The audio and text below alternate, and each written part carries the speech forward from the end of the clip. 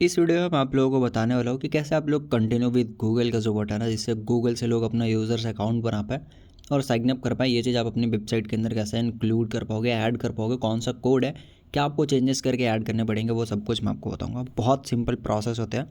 तो आपको सिंपल करना क्या होता है? सिंपल करना कुछ नहीं होता है, जस्ट आपको जो कोड है, ये जो आप मेरी कंप्लीट कोड देख सकते हो जहाँ पे ये लॉगिन का पेज है, ठीक है, जहाँ से यूज़र अपना साइन इन कर पाएगा। एंड यहाँ से मैं क्रिएट वन के ऊपर क्लिक करूँ तो यहाँ से यूज़र्स अपना अकाउंट क्रिएट कर पाएगा। बट दोनों पेज पे तुम देखोगे कि यहाँ पे मैंने कंटिन्यू विद गूगल का ऑप्शंस मैंने ऐड कर रखा है क्लियरली।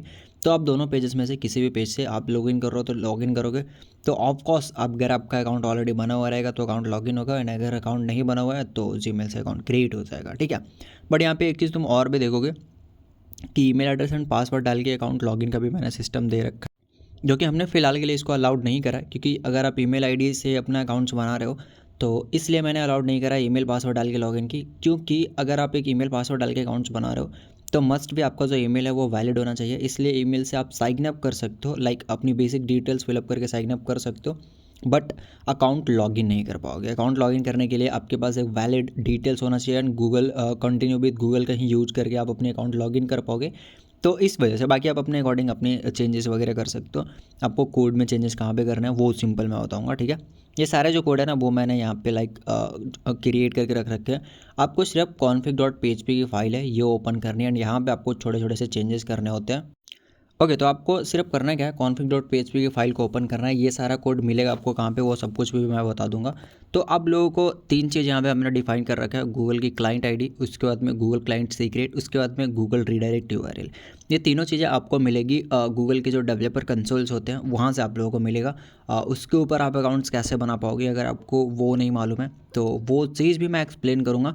बट मोस्ट प्रोबेबली वो चीज़ के लिए आप डिस्क्रिप्शन में दिए गए ब्लॉग पोस्ट को आप रीड कर सकते हो हमारा, लाइक जो ब्लॉग पोस्ट है कि कैसे आप लोगों को गूगल क्लाइंट आईडी मिलेगा, कैसे आप लोगों को गूगल के डेवलपर कंसोल के ऊपर जाना है, वहाँ पे अपनी जो की है, क्लाइंट आईडी है, वो सब कुछ कैसे फाइंड करना है, वो सब कुछ ब्लॉग्स के अंदर दे दूंगा, ठीक है।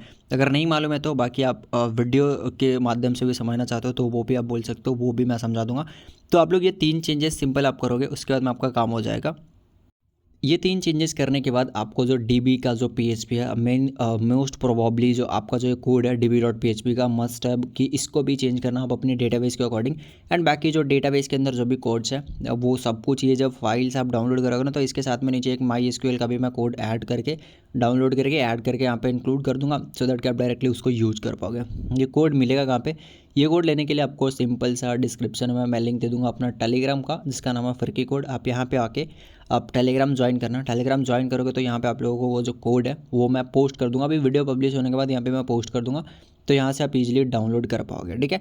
बाकी आप लोगों को किसी तरह कोई और प्रॉब्लम्स हो या फिर किसी तरह का कोई और सोल्यूशन चाहिए हो या कुछ और इंक्लूड या फिर जो भी कुछ हो, आप डेफिनेटली उसके अकॉर्डिंग कॉमेंट आउट कर सकते हो। मैं डेफिनेटली उसका रिप्लाई दूंगा, ठीक है।